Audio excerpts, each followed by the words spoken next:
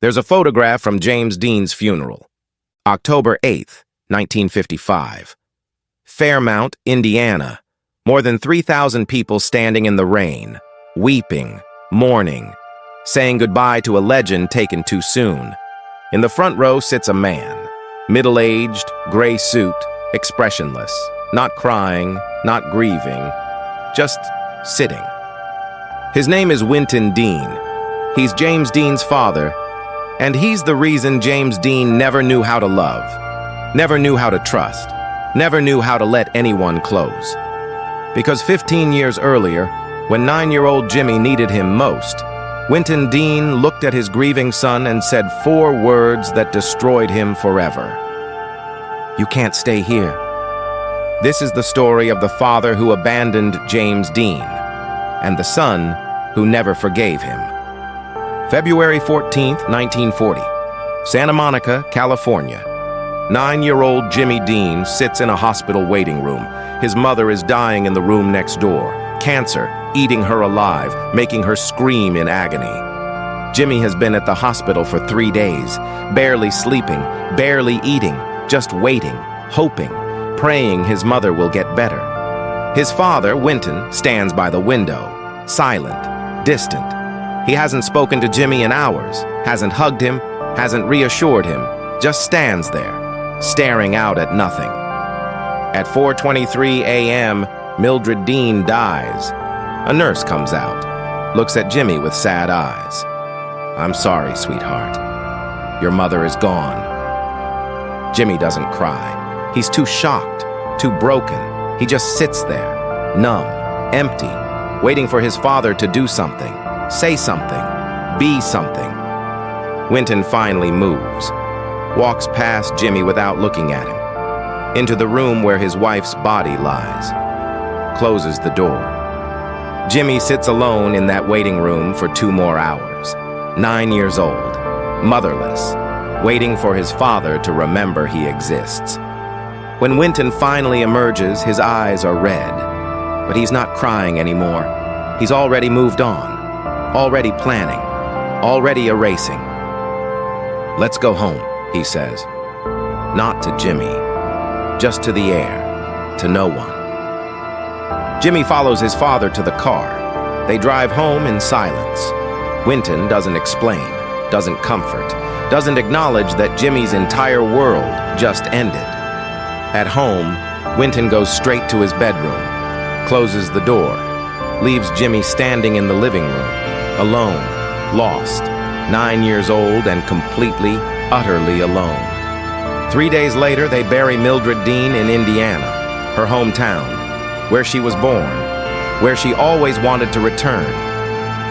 At the funeral, Jimmy stands beside his father, waiting for Winton to take his hand, to put an arm around him, to say it's going to be okay. Winton does nothing. After the funeral, relatives crowd around, offering condolences, offering help. "If you need anything, Winton, anything at all." Winton nods, shakes hands, accepts casseroles, but his mind is somewhere else, already planning his escape. That night, Winton sits Jimmy down, the conversation that will haunt both of them forever. "Jimmy," Winton says, not looking at his son, looking at his hands, at the wall, anywhere but at those eyes that look so much like Mildred's.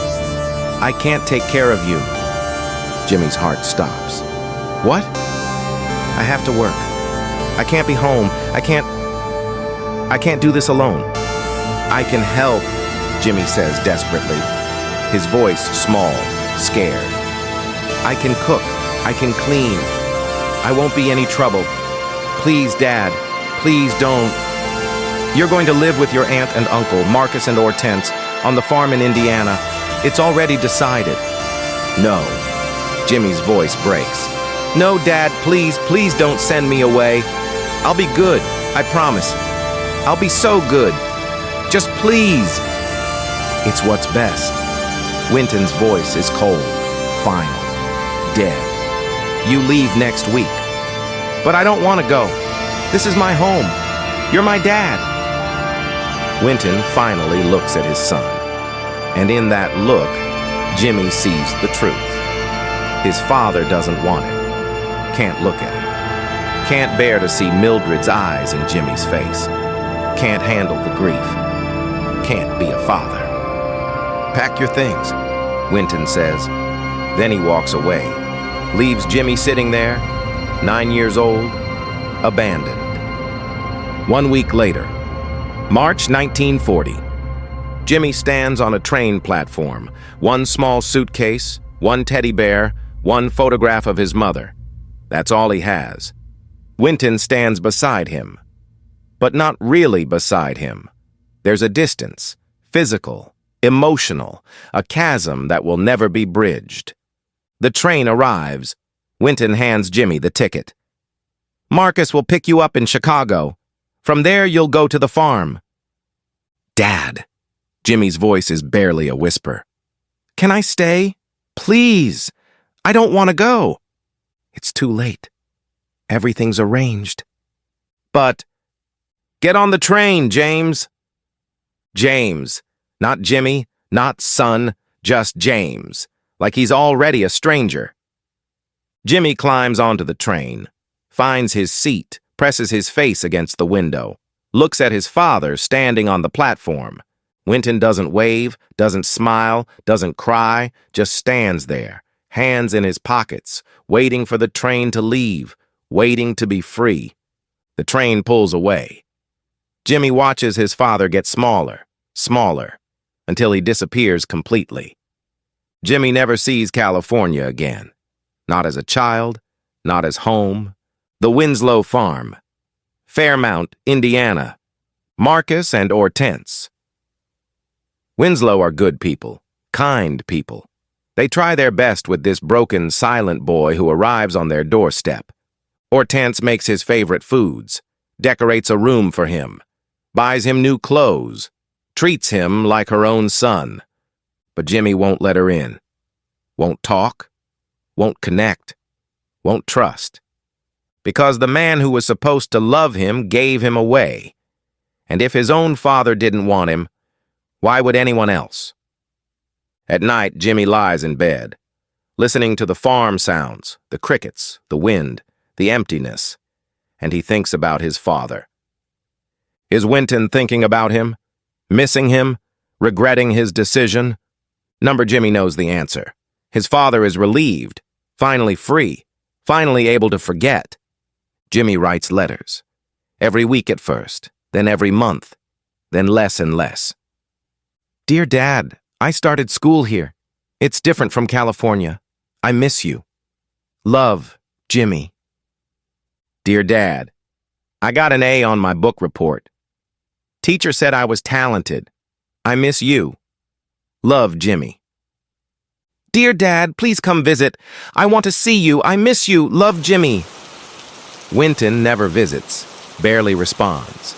When he does write back, the letters are short, impersonal.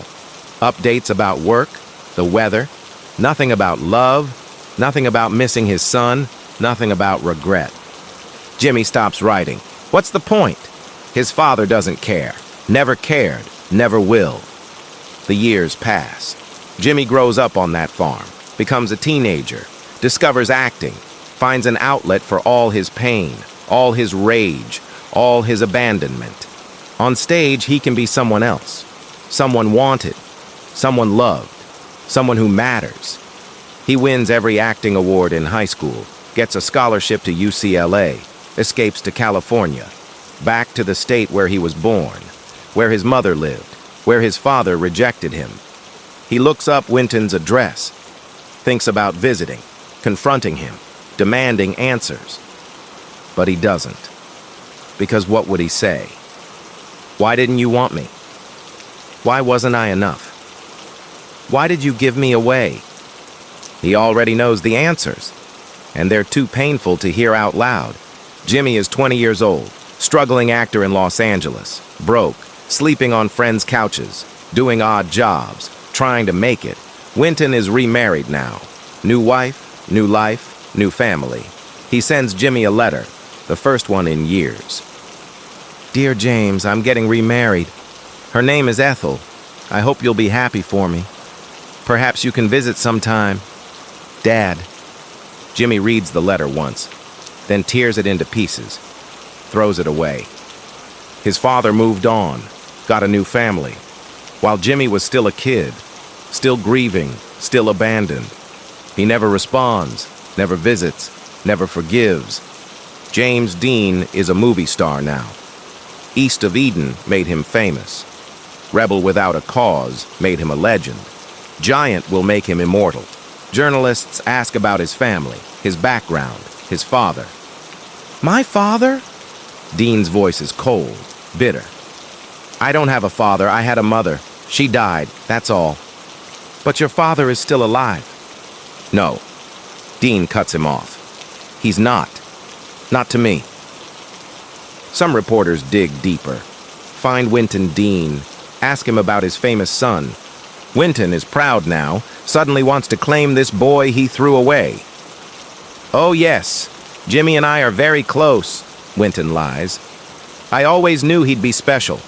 Even as a boy, so talented, so driven. I'm very proud. When Dean hears about these interviews, he's furious. He's lying. He doesn't know me. He gave up that right 15 years ago. Friends suggest reconciliation. He's your father, Jimmy. Maybe you should talk to him before it's too late. But Dean refuses. Why? So he can pretend he cared?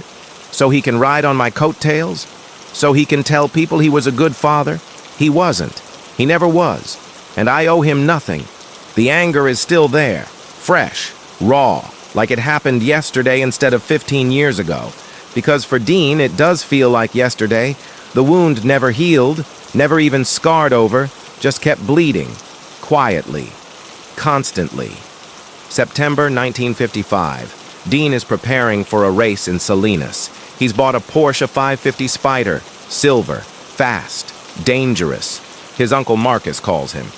Jimmy, I heard about this race. Please be careful. Your father would never forgive himself if something happened to you. Dean laughs. A harsh, bitter laugh. My father? He already did the worst thing he could do to me. What else is there? He's still your father. He stopped being my father the day he put me on that train. That's the last time Dean talks about Winton. 3 days later, he's dead. September 30th, 1955. Highway 466, 5:45 p.m. James Dean crashes his Porsche into another car, dies instantly, 24 years old, at the peak of his fame, gone. The news reaches Winton Dean at his home in Los Angeles. A reporter calls, asks for a comment. My son is dead? Winton sounds shocked, confused, like he can't process it. Jimmy, dead? Yes, sir. Car accident. About an hour ago. I'm sorry for your loss. Winton hangs up, sits down, stares at nothing. His wife finds him there an hour later. Winton? What's wrong? Jimmy's dead. Oh my God, Winton, I'm so sorry. But Winton doesn't cry, doesn't break down, just sits there, silent, like he did 15 years ago when Mildred died, emotionally absent, emotionally frozen. October 8th, 1955, Fairmount, Indiana. James Dean's funeral. More than 3,000 people attend. Fans, friends, Hollywood stars, everyone who loved him, everyone who never even met him but felt like they knew him. Winton Dean arrives late. Sits in the front row because he's family, but he looks out of place, uncomfortable, like he's at a stranger's funeral. People stare at him, judge him. Everyone knows the story. The father who gave his son away. The father James Dean never forgave. During the service, person after person stands up, shares memories, stories, moments with Jimmy. Marcus Winslow speaks. Jimmy was like a son to me. He was special, sensitive, talented. He felt everything so deeply, maybe too deeply. Elizabeth Taylor sends flowers. A card. Jimmy, my dear friend, I'll miss you forever. Director Elia Kazan sends a telegram. James Dean was the most talented actor of his generation. We lost someone irreplaceable. Winton sits through all of it. Silent, expressionless, not crying, not grieving, just there. After the service, people file past the closed casket, saying goodbye, touching the wood, weeping. Winton approaches, stands over his son's casket. Finally, he's alone with Jimmy. Finally, they're together again. But it's too late. Too late to apologize. Too late to explain. Too late to ask for forgiveness. Winton reaches out, touches the casket. His hand is shaking. "Jimmy," he whispers, so quiet no one else can hear. "I'm sorry. I'm so sorry." But Jimmy can't hear him. Will never hear him. The apology comes 15 years too late. Winton breaks down then. Finally. The tears he never shed when Mildred died. The tears he never shed when he sent Jimmy away. The tears he never shed when Jimmy became famous. All of them come now. Too late. They bury James Dean in Park Cemetery. Same cemetery as his mother. Not next to her. Winton made sure of that. One last act of control. One last way to keep them apart. After the funeral, Winton returns to Los Angeles. Returns to his new family. His new life. The life he chose over his son. But something has changed. Broken. He can't sleep, can't eat, can't function. Everywhere he looks, he sees Jimmy, 9 years old, eyes full of hope, asking, "Can I stay?" And Winton's answer, "No." That no haunts him for the rest of his life. 1960s. Winton is in his 60s now. Gray hair, tired eyes, haunted. He gives interviews occasionally. Talks about his famous son. Tries to rewrite history. "Jimmy and I had our differences," Winton says carefully, "but I always loved him. Always. I did what I thought was best at the time." Reporters don't push, don't ask the hard questions, don't say what everyone knows. You abandoned him. You broke him. You're the reason he never learned to love. Winton watches James Dean movies alone, in the dark, watching this stranger who looks like his son, acts like his son, is his son, but isn't. Not really, because Winton never knew him, never tried to know him. In East of Eden, Dean plays Cal Trask, a boy desperate for his father's love. His father rejects him, again and again. No matter what Cal does, it's never enough. In the final scene, Cal's father has a stroke, can't speak, can't move. Cal begs him, "Say something, anything, tell me you love me." The father can't respond, but his eyes soften, just a little, just enough. Cal breaks down. "I'll make you proud. I promise. I'll be good." Winton watches this scene and realizes, that's us. That's me and Jimmy. Except we never got that final scene. Never got that softening. Never got that redemption. Because I waited too long, and he died hating me. 1970s. Winton is sick now. Heart problems. Doctor says he doesn't have long. His wife asks, "Do you have any regrets?" Winton stares at the ceiling. Silent for a long time. Then, "I should have kept him." "What?"